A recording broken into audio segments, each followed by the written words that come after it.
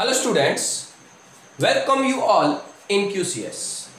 Students, today's class based upon Ellingham diagram, which is a topic of general principle and isolation of elements.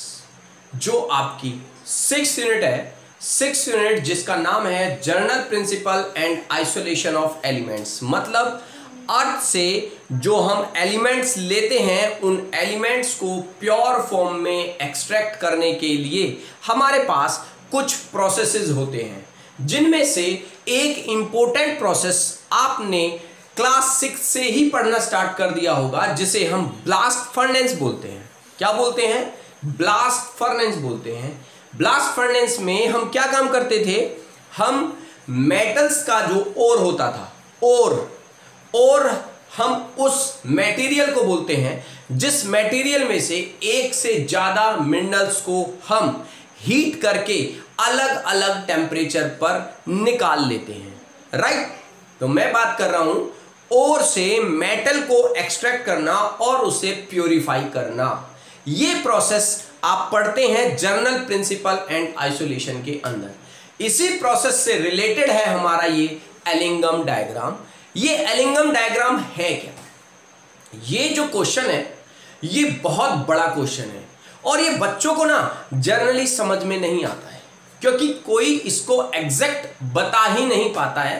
किसी बच्चे को उसकी requirement के according इस चीज को नहीं बता पाता है। मैं आज आपको आपके सारे क्वेश्चंस के जवाब देने वाला हूं कि ये एलिंघम डायग्राम है क्या, एलिंघम डायग्राम को हम किस लिए यूज करते हैं, या एलिंघम डायग्राम जो हम बनाते हैं वो जो आप इस तरीके का देखते हो बुक्स के अंदर, इसका क्या मतलब है, वो सब मैं आज आपको बताने वाला हूं। तो सबसे पहले हम स्टार्ट करते हैं एलिंघम डायग्राम। एलिंघम डायग्राम मतलब इस नाम से ही स्टार्ट करते हैं कि ये जो डायग्राम आपके सामने दिख रहा है, ये जो एक ग्राफ दिख रहा है आपको, जिसमें बहुत सारी लाइनें कोई इधर जा रही है कोई इधर जा रही है, और उस पर मैंने मेटल को ऑक्सीजन के साथ रिएक्ट करा रखा है और उसका ऑक्साइड बना रखा है। इसका नाम एलिंघम ही क्यों पड़ा? तो आपके इस क्वेश्चन का आंसर है क्योंकि एक साइंटिस्ट था, जिस साइंटिस्ट ने ऑक्सीडेशन करके मेटल्स का, उन मेटल्स को उन्हीं के ऑक्साइड में कन्वर्ट किया था। उस साइंटिस्ट का नाम था, मैंने यहां इंडिकेट किया है, H.J.T. Ellingham. Right students, H.J.T. Ellingham ने यहां पर हमें इंट्रोड्यूस किया कि जब हम मेटल्स का ऑक्सीडेशन करके उनको उनके ऑक्साइड में कन्वर्ट कर देते हैं, किसको? मेटल्स को मेटल्स के ऑक्साइड में कन्वर्ट कर देते हैं, तो उसको उसने ग्राफ के थ्रू रिप्रेजेंट किया। इसीलिए इस ग्राफ को हम क्या बोलते हैं? एलिंघम डायग्राम बोलते हैं। सबसे पहले क्वेश्चन का आंसर आपको मिल गया होगा, राइट। लेक्चर को ध्यान से सुनते जाइए, जितने भी आपके क्वेश्चंस हैं सभी का आंसर, जितने भी आपके डाउट्स हैं एलिंघम डायग्राम से रिलेटेड, सब आज क्लियर होने वाले। राइट स्टूडेंट, तो पहला आपका क्वेश्चन है कि एलिंघम डायग्राम को एलिंघम डायग्राम ही क्यों बोलते हैं? क्योंकि इसको इंट्रोड्यूस कराने वाला या इसको रिप्रेजेंट करने वाला कौन था? H.J.T. एलिंघम था, इसलिए हम इसे क्या बोलते हैं? एलिंघम डायग्राम बोलते हैं। अब दूसरी बात, आपका दूसरा क्वेश्चन कि एलिंघम डायग्राम एक्चुअली में है क्या? देखिए मैं बताता हूं आपको। अभी आपको कुछ ज्यादा देखने की जरूरत नहीं है, जो मैं बोल रहा हूं उतना देखिए मैं क्या कह रहा हूं। मैंने जब ये ग्राफ प्लॉट किया है, राइट, सबसे पहले मैंने, आप देख रहे होंगे, मैंने यहां पर माइनस की कुछ डिजिट्स ली है और इस तरफ मैंने प्लस की कुछ डिजिट्स ली है। तो मैं आपको बताना चाह रहा हूं कि यहां मैंने रिप्रेजेंट किया है आपको डेल्टा एफ जी नॉट। अब ये डेल्टा एफ जी नॉट क्या है? ये डेल्टा एफ जी नॉट है change in formation of Gibbs energy. हम इसे क्या बोलते हैं? गिब्स एनर्जी बोलते हैं या गिब्स फ्री एनर्जी बोलते हैं, राइट। अगर आप ये ग्राफ प्लॉट कर दें किसके बीच में?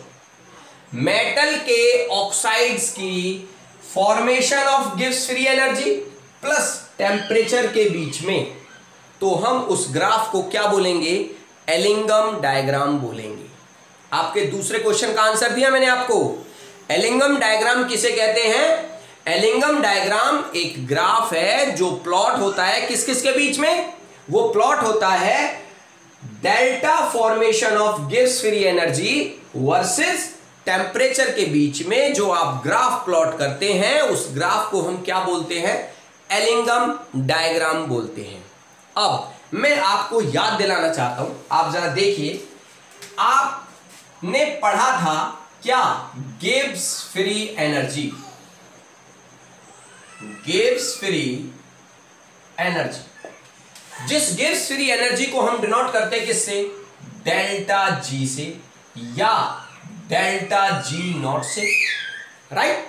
डेल्टा जी या डेल्टा जी नॉट, इसे हम गिब्स फ्री एनर्जी बोलते हैं। और इसका एक और भी नाम है, अगर आपने इसको पढ़ा हो किसके अंदर? इलेक्ट्रोकेमिस्ट्री के अंदर और केमिकल काइनेटिक्स के अंदर भी ये टॉपिक है, छोटा सा, जिसे हम बोलते हैं electrical work done. Electrical work done, अगर आपको ध्यान आया हो तो इलेक्ट्रिकल वर्क डन को हम क्या बोलते हैं? गिब्स फ्री एनर्जी बोलते हैं। और वहां पर इलेक्ट्रिकल वर्क डन निकालने के लिए एक फॉर्मूला था, delta G not is equal to minus N E not cell, और यहां पर था एफ क्या है? Faraday constant. एक और भी फॉर्मूला था वहां पर, अगर आपको ध्यान हो तो। वो फॉर्मूला क्या था? वो फॉर्मूला मैं आपको बताता हूं। उस फॉर्मूले में था delta G not equal to minus 2.303 RT log के। क्या था? log के। मतलब आप गिब्स फ्री एनर्जी को इस फॉर्मूले से भी निकाल सकते थे वहां पर, और गिब्स फ्री एनर्जी को इस फॉर्मूले से भी निकाल सकते थे। अब ये इलेक्ट्रिकल वर्क डन था क्या वहां पर? किसी भी रिएक्शन को प्रोसीड करने के लिए जो एनर्जी चाहिए होती है उसी को हम क्या बोलते हैं? इलेक्ट्रिकल वर्क डन बोलते हैं। और कोई भी रिएक्शन हो रहा हो उसके लिए जरूरी है कि डेल्टा जी नॉट क्या होना चाहिए? नेगेटिव होना चाहिए। आपने पहले भी पढ़ रखा है, नहीं पढ़ रखा है तो मैं आपको बता देता हूं। कोई भी रिएक्शन पॉसिबल होगा या नहीं होगा वो किस पर डिपेंड करता है? उसके इलेक्ट्रिकल वर्क डन पर डिपेंड करता है। और इलेक्ट्रिकल वर्क डन को ही हम क्या बोलते हैं? गिब्स फ्री एनर्जी बोलते हैं। और गिब्स फ्री एनर्जी की वैल्यू हमेशा नेगेटिव में होनी चाहिए अगर कोई रिएक्शन हो रहा है तो। अगर गिब्स फ्री एनर्जी की वैल्यू नेगेटिव में नहीं आती है तो रिएक्शन प्रोसीड नहीं होगा। बात आपको समझ में आ गई होगी? जो भी रिएक्शन हो रहा है, हर रिएक्शन की गिब्स फ्री एनर्जी किस में होनी चाहिए? नेगेटिव में होनी चाहिए। इसीलिए मैं वापस लाता हूं आपको यहां पर, डेल्टा एफ जी नॉट आपको समझ में आ गया होगा, जिसे हम क्या बोलते हैं? गिब्स फ्री एनर्जी बोलते हैं या इलेक्ट्रिकल वर्क डन भी बोलते हैं। इसे आप इस तरीके से भी निकाल सकते हैं और इस तरीके से भी निकाल सकते हैं। अब आप देखिए, अगर आप डेल्टा फॉर्मेशन जी नॉट, जिसे हम क्या बोल रहे हैं? गिब्स फ्री एनर्जी बोल रहे हैं, इसको टेम्परेचर के साथ इस तरीके से प्लॉट कर दें तो आप इसे क्या बोलेंगे? आप इसे बोलेंगे एलिंगम डायग्राम, राइट? अब सबसे बड़ी बात क्या है कि एलिंगम डायग्राम क्यों जरूरी है, क्यों बनाते हैं हमने ये एलिंगम डायग्राम जो बनाया वो क्यों बनाया, तो वो मैं आपको बताता हूं। एलिंगम डायग्राम हमने क्यों बनाया?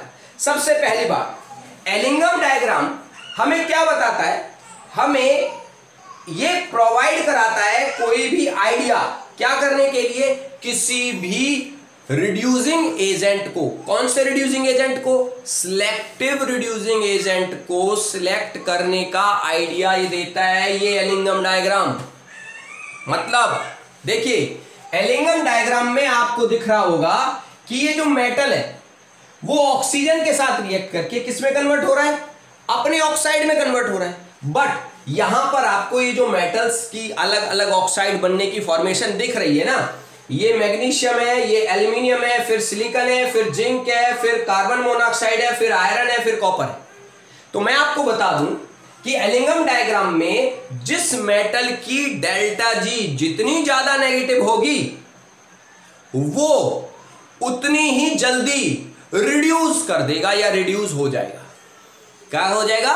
या तो रिड्यूस कर देगा या रिड्यूस हो जाएगा। अब मैं आपको बताता हूं, हो जाएगा और कर देगा दोनों में डिफरेंस है। मैं यहां पर एग्जांपल लेता हूं एल्यूमिनियम और मैग्नीशियम। इन दोनों में से कौन सा किसको जल्दी रिड्यूस कर देगा? जिसकी डेल्टा जी ज्यादा नेगेटिव है। देखिए मैग्नीशियम की डेल्टा जी -1100 यहां आपको दिखाई दे रही है और एल्यूमिनियम की 1100 से कम है, -1100 से कम है। माइनस में वैल्यू ज्यादा होनी चाहिए, मतलब ये मैग्नीशियम एल्यूमिनियम को क्या कर देगा? रिड्यूस कर देगा। आपने तो पॉइंट टू पॉइंट ये चीज याद रखनी है कि अगर मैं आपसे पूछूं कि सिलिकॉन और मैग्नीशियम में से कौन सा किसको जल्दी रिड्यूस कर देगा, तो आप देखिए डायग्राम में जो सबसे नीचे है ना, वो नीचे वाला ऊपर वाले को क्या कर देगा?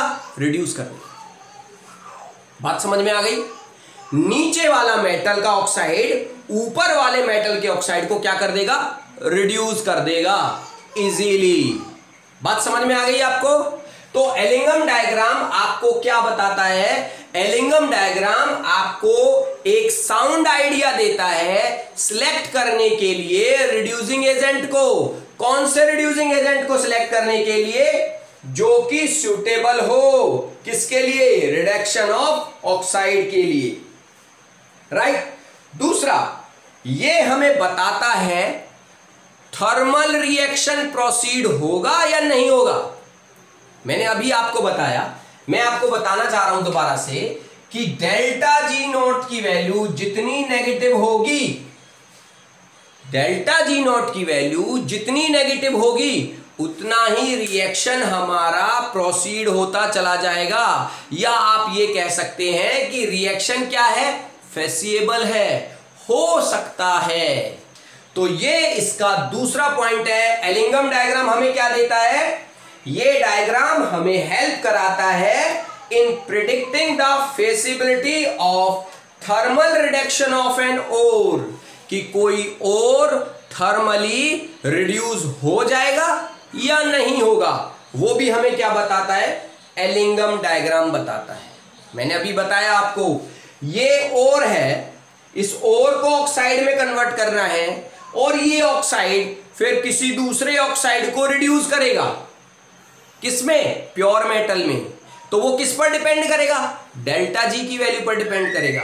तो डेल्टा जी की वैल्यू जितनी ज्यादा नेगेटिव होती चली जाएगी उतना ही रिएक्शन इजीली प्रोसीड होता चला जाएगा। आपको बात समझ में आ गई? और एलिंगम डायग्राम हमें क्या देता है?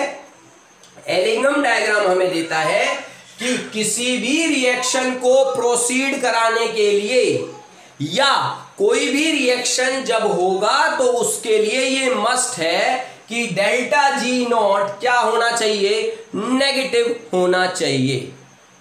अब इस एलिंगम डायग्राम के कुछ कैरेक्टरिस्टिक्स हैं। वो क्या कैरेक्टरिस्टिक्स है? देखिए मैंने पहला कैरेक्टरिस्टिक्स आपके लिए यहां पर लिखा हुआ है। पहला कैरेक्टरिस्टिक क्या कहता है? जब भी आप कोई ग्राफ प्लॉट करते हैं तो वो एक स्ट्रेट लाइन ही आएगा। देखिए मैंने यहां पर कोई कर्व या एस या सिग्मोइड कुछ नहीं बनाया, मैंने सबको सीधा सीधा स्ट्रेट स्ट्रेट किया है। दिख रहा है ना आपको? भले ही वो एक दूसरे को क्रॉस कर रहे ऊपर नीचे, मगर है सब क्या? स्ट्रेट स्ट्रेट, कोई भी कर्व नहीं है। तो ये सबसे पहली खासियत है कि जितना भी आप प्लॉट करेंगे वो सब क्या होंगे? स्ट्रेट लाइन होंगे। किसको छोड़ करके? छोड़ करके देखिए यहां से मैं इसको यहां तक लाया, ये यहां तक क्या था? स्ट्रेट लाइन था, बट यहां के बाद ये चेंज हो गया। क्यों चेंज हो गया? क्योंकि ये मैंने जो डॉट किया है ना यहां पर, इस डॉट का मतलब है यहां पर स्टेट चेंज हुई। क्या हुई? स्टेट चेंज हुई। यहां एक लाइन लिखी हुई है, जब भी आप कोई लाइन प्लॉट करेंगे या ग्राफ प्लॉट करेंगे तो वो क्या आएगा? वो एक स्ट्रेट लाइन आएगा। किसको छोड़ के? Except change in phase occur. Change in phase का आकार मतलब अगर कोई सॉलिड लिक्विड में चेंज हो रहा है उस टाइम पर वो स्ट्रेट लाइन नहीं होगा, चेंज हो जाएगा। या कोई लिक्विड गैस में कन्वर्ट हो रहा है तब भी फेज चेंज हो रहा है ना, फेज चेंज हो रहा है, इसका मतलब वहां भी वो स्ट्रेट लाइन नहीं चलेगा, अब क्या हो जाएगा, कन्वर्ट हो जाएगा। इसका मतलब हो सकता है मैग्नीशियम का और यहां से यहां तक क्या था, सॉलिड था, जैसे ही यहां आया अब ये क्या बन गया, लिक्विड में कन्वर्ट हो गया, तो इसने इस पॉइंट से क्या कर लिया, फेज चेंज कर लिया। तो इस पॉइंट से ये आगे स्ट्रेट प्रोसीड नहीं हुआ, इसने क्या कर लिया, फेज चेंज कर लिया, राइट। तो ये जो दो डार्क आपको दिख रहे हैं डायग्राम में, ये दो डार्क क्या रिप्रेजेंट कर रहे हैं, ये दो डार्क रिप्रेजेंट कर रहे हैं कि यहां पर क्या चेंज हुआ, फेज चेंज हो गया। अगर कोई सॉलिड था तो वो लिक्विड में कन्वर्ट हुआ, या लिक्विड था तो वो गैस में कन्वर्ट हुआ, इसलिए वो स्ट्रेट नहीं चला, वहां से चेंज हो गया, दोबारा फिर से वो स्ट्रेट हो गया, राइट। दूसरा पॉइंट क्या कहता है आपको, there is a point in a curve. देखिए ये कर्व मैंने जीरो से नेगेटिव की तरफ ही बनाया है, ये कर्व ऊपर भी होता है, यहां पर जैसे मैं करूं यहां 100, यहां 200, मतलब यहां एक पॉइंट आ गया आपके पास, ये 0, ये एक ऐसा पॉइंट है जिससे नीचे डेल्टा जी की वैल्यू, देखिए a point in a curve below which delta G F negative ही होगा, क्या होगा, नेगेटिव ही होगा। देखिए यहां से नीचे तो डेल्टा जी की वैल्यू क्या होगी, नेगेटिव ही होगी। तो कह रहा है delta G F not is negative, so metal oxide is stable. Metal oxide क्या होगा, स्टेबल होगा। अबव दिस पॉइंट, इस पॉइंट से ऊपर मेटल ऑक्साइड क्या है, स्टेबल नहीं होगा, वो अपने आप ही डिकम्पोज हो सकता है। मतलब जिसकी डेल्टा जी नॉट की वैल्यू नेगेटिव नहीं होगी वो मेटल का ऑक्साइड स्टेबल नहीं रहेगा, वो अपने आप ही डिकम्पोज हो जाएगा। कहां से, यहां से ऊपर जो आएंगे वो सबके सब क्या होंगे, अपने आप ही मेटल ऑक्साइड उनके क्या हो जाएंगे, डिकम्पोज हो जाएंगे। बट उससे नीचे वाले जो मेटल के ऑक्साइड्स मैंने बना रखे हैं, ये सबके सब मेटल के ऑक्साइड क्या हैं, स्टेबल हैं। इनको डिकम्पोज कराने के लिए इनसे ज्यादा डेल्टा जी नेगेटिव वाली वैल्यू का कोई मेटल का ऑक्साइड होना चाहिए। जैसा कि मैंने आपको बताया कि एलिंगम डायग्राम में ये लाइंस क्या रिप्रेजेंट कर रही हैं, ये रिप्रेजेंट कर रही हैं कि नीचे वाला मेटल ऑक्साइड ऊपर वाले मेटल ऑक्साइड को क्या कर सकता है, रिड्यूस कर सकता है। ये बात को ध्यान रखना, इस बात को भूलना नहीं। एलिंगम डायग्राम में यही क्वेश्चन बहुत ज्यादा पूछा जाता है, आपसे पूछ लिया जाएगा कि मैग्नीशियम एल्यूमिनियम को रिड्यूस कर सकता है या नहीं, तो आप बोलेंगे हाँ, मैग्नीशियम का ऑक्साइड एल्यूमिनियम के ऑक्साइड को रिड्यूस कर सकता है, क्योंकि मैग्नीशियम की डेल्टा एफ जी नॉट वाली वैल्यू ज्यादा नेगेटिव है in comparison to aluminium oxide. तो नीचे वाला मेटल का ऑक्साइड ऊपर वाले मेटल के ऑक्साइड को रिड्यूस कर सकता है, बट ऊपर वाले मेटल का ऑक्साइड नीचे वाले मेटल के ऑक्साइड को रिड्यूस नहीं कर सकता। यही रिप्रेजेंट करता है आपका एलिंगम डायग्राम, राइट। और एक चीज आपको दिख रही होगी, जब मैं डेल्टा एफ जी नॉट को टेम्परेचर के साथ क्या कर रहा हूं, प्लॉट कर रहा हूं, तो जैसे जैसे टेम्परेचर बढ़ता चला जा रहा है ना, सारे ही ग्राफ ऊपर की तरफ होते चले जा रहे हैं। मतलब यहां तक तो ये डेल्टा जी नेगेटिव रख रहे हैं, बट जैसे ही टेम्परेचर बढ़ रहा है डेल्टा जी नेगेटिव की वैल्यू क्या होती चली जाएगी, कम होती चली जाएगी। If you increase the value of temperature then delta G not की वैल्यू क्या होती चली जाएगी, कम होती चली जाएगी। वो कैसे, वो इस इक्वेशन से, क्योंकि यहां पर जो वर्क हो रहा है वो इस इक्वेशन के थ्रू हो रहा है, और वो इक्वेशन क्या है, delta G is equal to delta H minus में टी डेल्टा एस।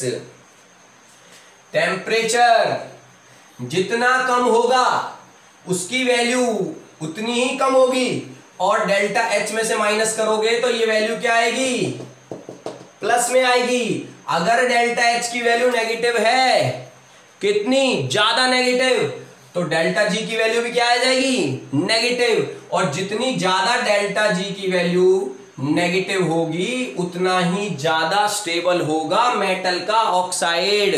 तो यहां पर ये शो हो रहा है ग्राफ के अंदर कि टेम्परेचर बढ़ने के साथ साथ क्या डेल्टा जी नेगेटिव की वैल्यू क्या होती चली जा रही है, डिक्रीज होती चली जा रही है, क्योंकि ये कर्व, हर कोई कर्व कहां चला जा रहा है, ऊपर की तरफ जाता चला जा रहा है। थर्ड कैरेक्टरिस्टिक में बात करूं, कह रहा है the value of delta F G not for formation of oxide at different temperature help करता है हमें प्रिडिक्टिंग, किसके लिए, टेम्परेचर और रिड्यूसिंग एजेंट सुटेबल कौन सा है और कौन सा नहीं है। ये ग्राफ हमें हेल्प करता है कि यहां पर हम कौन से ऑक्साइड को रिड्यूसिंग एजेंट ले सकते हैं किसी ऑक्साइड को रिड्यूस करने के लिए। मतलब नीचे वाले ऑक्साइड से ऊपर वाले ऑक्साइड को रिड्यूस किया जा सकता है। मतलब नीचे वाला ऑक्साइड बेटर रिड्यूसिंग एजेंट है ऊपर वाले ऑक्साइड को रिड्यूस करने के लिए।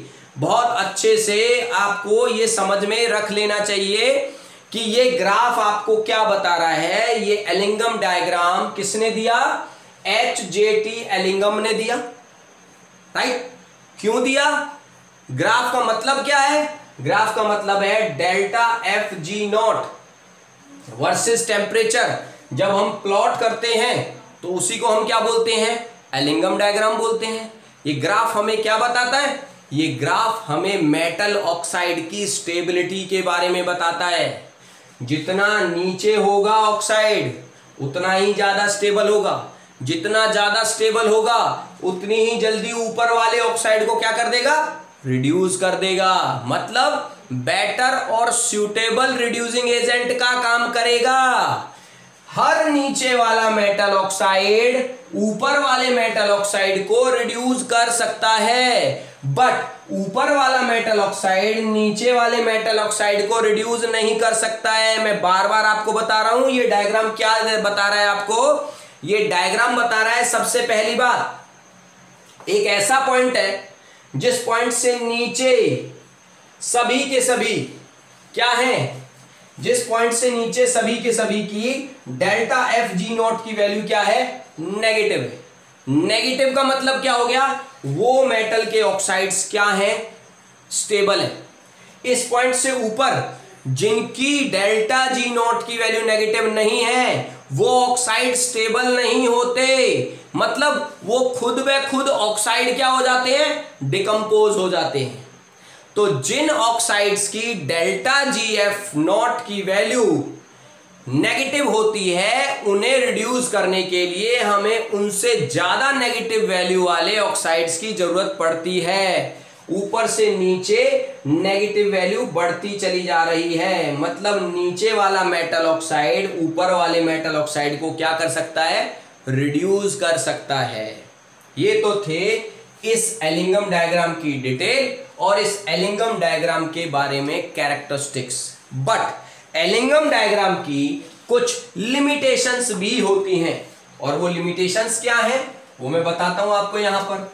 सबसे पहली लिमिटेशन तो ये है कि कोई मेटल ऑक्साइड किसी दूसरे मेटल ऑक्साइड को रिड्यूस कर रहा है, क्या कर रहा है, रिड्यूस कर रहा है, तो उसके रेट के बारे में पता नहीं चलता हमें।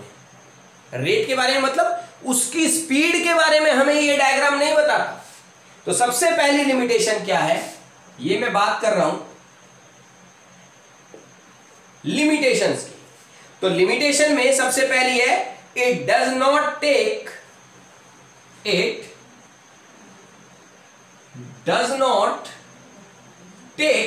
क्या, kinetics of reduction, kinetics of reduction in consideration. मतलब ये एलिंगम डायग्राम हमें कोई रिडक्शन जो रिएक्शन हो रहा है, मतलब कोई मेटल का ऑक्साइड दूसरे मेटल के ऑक्साइड को रिड्यूस कर रहा है तो वो कितनी देर में रिड्यूस कर देगा या कितनी स्पीड से रिड्यूस कर रहा है उसके बारे में ये एलिंगम डायग्राम हमें नहीं बताता। ये इसकी सबसे पहली लिमिटेशन। दूसरी लिमिटेशन, हम जब भी ये करते हैं तो इसमें हमें क्या करना पड़ता है, हमको रिएक्टेंट्स को और प्रोडक्ट्स को इक्विलिब्रियम में एज्यूम करना पड़ता है। Reactants always equilibrium with products. ये हमें क्या करना पड़ेगा, एज्यूम करना पड़ेगा, करना ही पड़ता है हमें इसमें एज्यूम। बगैर अजम्पशन काम नहीं चलता। हम अजम्पशन क्यों करते हैं इसके अंदर, क्योंकि जरूरी नहीं है, पॉसिबल नहीं है कि हमेशा कोई रिएक्टेंट और प्रोडक्ट सॉलिड में ना हो। मतलब हो सकता है वो सॉलिड में हो, लिक्विड में चेंज हो जाए, लिक्विड में हो, गैस में चेंज हो जाए। तो ये कह रहा है कि हम हमेशा इसमें एज्यूम करना पड़ता है। हमें क्या एज्यूम करना पड़ता है, रिएक्टेंट्स को और प्रोडक्ट्स को इक्विलिब्रियम में ही एज्यूम करना पड़ता है। वो इम्पॉसिबल है। ये क्या है, it is not always true. क्यों, बिकॉज रिएक्टेंट्स और प्रोडक्ट्स में be solid, because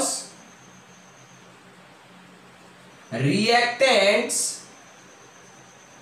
and products may be solid।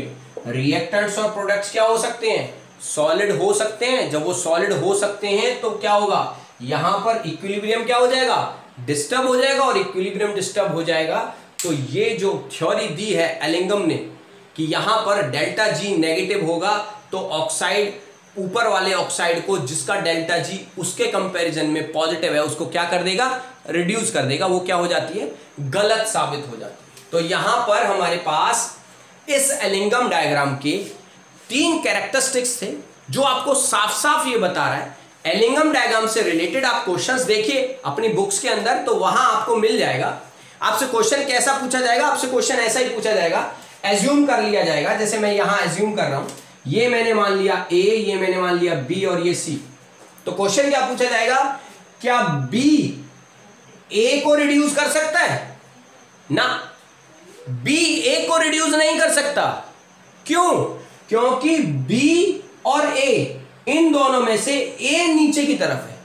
ए नीचे की तरफ होने का मतलब क्या हो गया, ए की जो डेल्टा एफ जी नॉट की वैल्यू है ना, वो ज्यादा नेगेटिव है। जिसकी डेल्टा एफ जी नॉट की वैल्यू ज्यादा नेगेटिव होती है उसे कोई रिड्यूस नहीं कर सकता, वही किसी दूसरे को रिड्यूस कर सकता है।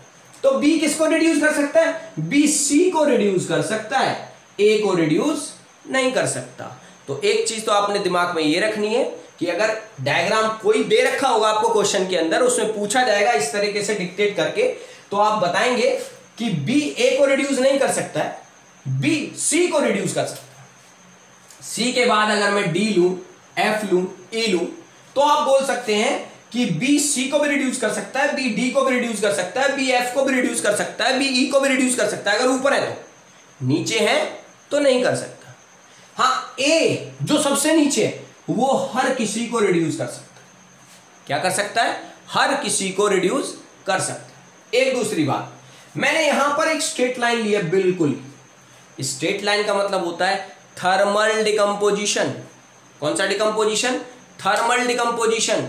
थर्मल डिकम्पोजिशन किसे कहते हैं, जो टेम्परेचर बढ़ने के साथ साथ क्या होता चला जाए, डिकम्पोज होता चला जाए। यहां पर एक वर्ड आता है, जिस वर्ड को हम क्या बोलते हैं, उस वर्ड को बोलते हैं हम पायरोमेटलर्जी। क्या बोलते हैं, पायरोमेटलर्जी। पायरोमेटलर्जी,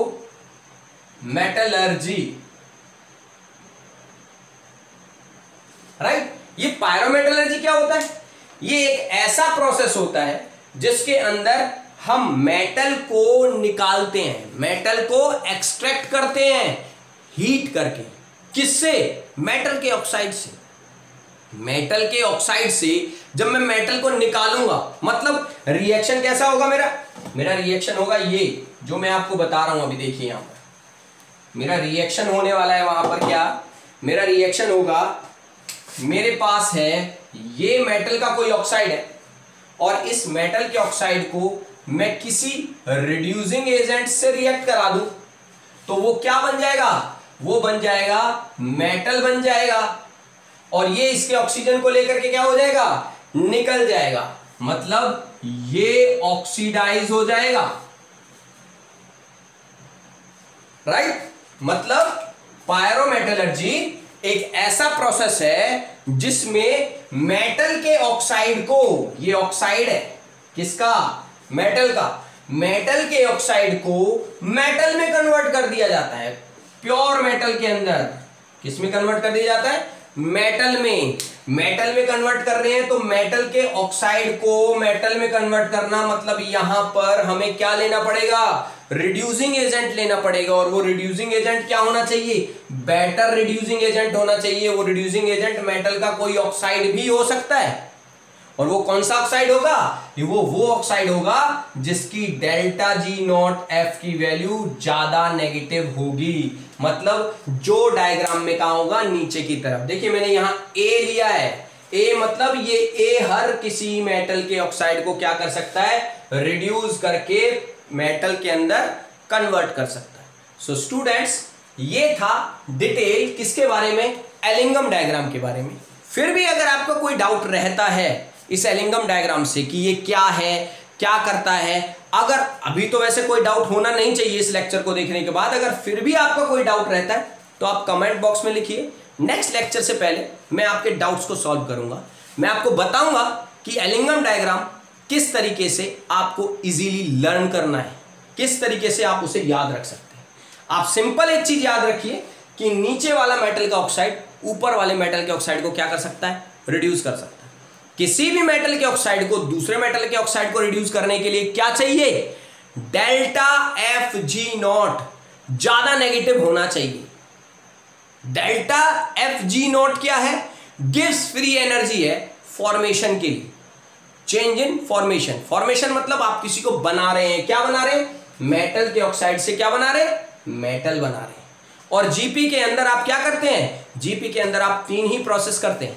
सबसे पहले concentration of ore, extraction of metal and then purification of metal. तो ये जो पार्ट हमने किया एलिंगम डायग्राम, ये दूसरे पार्ट का है जिसे हम क्या बोलते हैं, एक्सट्रैक्शन ऑफ मेटल। किससे, मेटल के ओर से। मेटल के ओर से मेटल किस फॉर्म में मिलता है, ऑक्साइड की फॉर्म में मिलता है। तो उस ऑक्साइड को हमें क्या करना है, रिड्यूस करके मेटल बनाना है। इसके बाद जो प्रोसेस होते हैं उनमें हम क्या करते हैं, इसी मेटल को फिर क्या करेंगे, प्योरीफाई करेंगे, क्योंकि इस मेटल के अंदर बहुत सारी इंप्योरिटीज होंगी, उनके अलग अलग प्रोसेस हैं जो मैं आगे आने वाली लेक्चर क्लासेस के लिए आपके लिए लेके आने वाला हूं। तो स्टूडेंट्स, इस लेक्चर को आप बहुत ध्यान से देखिए और जो भी आपके डाउट्स हैं कमेंट बॉक्स में लिखिए और चैनल को सब्सक्राइब और लाइक करना ना भूलें। Good luck.